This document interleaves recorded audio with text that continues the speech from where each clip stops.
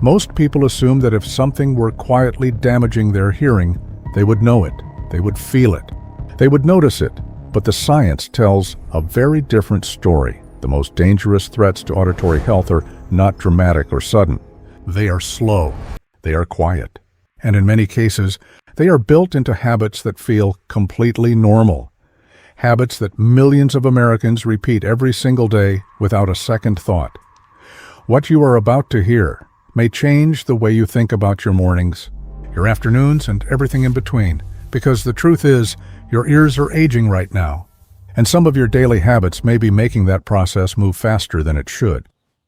Let's start with something almost everyone does. You wake up in the morning, you reach for your phone, you put in your earbuds and you press play. Music, a podcast, a video. It doesn't matter. What matters is this.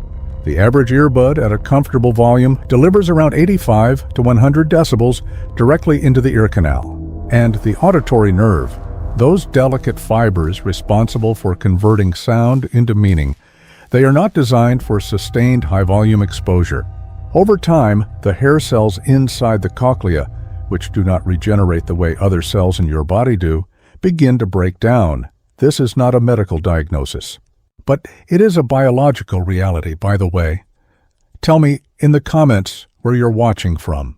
And if you know someone who has dealt with gradual hearing changes, I'd really like to hear your story. Now, here is where it gets more interesting and more concerning, because loud earbuds are just one piece of the puzzle. Think about chronic stress. Most people think of stress as an emotional problem, something that lives in the mind. But physiologically, chronic stress triggers a sustained release of cortisol, the body's primary stress hormone. And elevated cortisol over extended periods has been linked in research to reduced blood circulation, increased oxidative stress, and pressure on the nervous system, including the auditory nerve pathways. In other words, your daily stress is not just exhausting your mind. It may be quietly exhausting your ears. And then there is caffeine. Now, before you put down your coffee, this is nuanced. Moderate caffeine intake has not been shown to be harmful for most people. But excessive caffeine, particularly combined with high stress levels, can contribute to vascular constriction.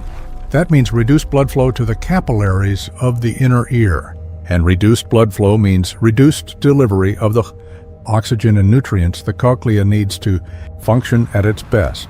Add traffic noise, which studies have found can consistently exceed 80 decibels during rush hour, and you begin to see a picture forming. It is not one big threat. It is many small ones, layered, daily, silent, but here is what most people don't realize. The ears do not work in isolation. Every sound your ears detect travels through the auditory nerve and arrives at the brain for processing. The connection between the cochlea and the brain is not a simple signal path.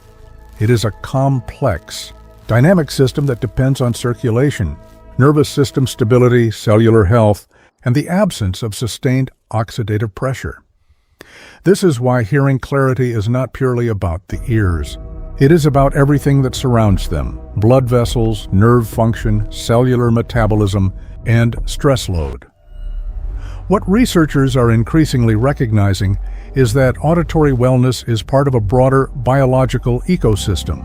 When that ecosystem is under pressure, through noise, stress, poor circulation, or oxidative imbalance, the earliest signals often show up in hearing clarity, focus, and the ability to process sound in noisy environments. The ears are, in many ways, one of the body's most sensitive indicators of how well the whole system is functioning, and that changes everything about how we should think about hearing health.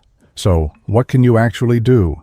The most powerful first step is awareness, understanding that your daily habits are not neutral, that the noise level you choose, the stress you carry, and the lifestyle patterns you repeat, these are inputs into an auditory system that is constantly responding to its environment.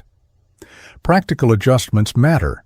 Volume limits on devices, brief moments of acoustic rest throughout the day, approaches to stress management that support your nervous system rather than overload it.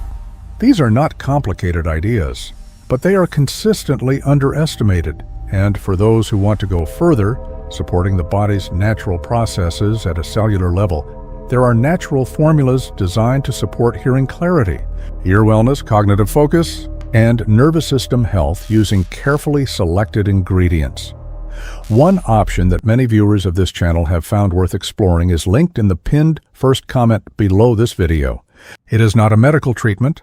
It is not a cure. It is a support formula designed for adults who take their auditory wellness seriously and want to give their body meaningful tools to work with. Take a look at the link below if that is something you'd like to explore. The quiet habits are the ones that shape us most. The morning soundtrack at full volume, the unchecked stress, the constant noise of a modern day lived at pace. None of these feel dangerous in the moment. That is exactly what makes them worth examining. Your hearing is not something that simply declines with age. It is something that responds every day to the environment you create for it. The more you understand that connection, the more power you have to support it. This is SoundMind Lab. We will see you in the next one.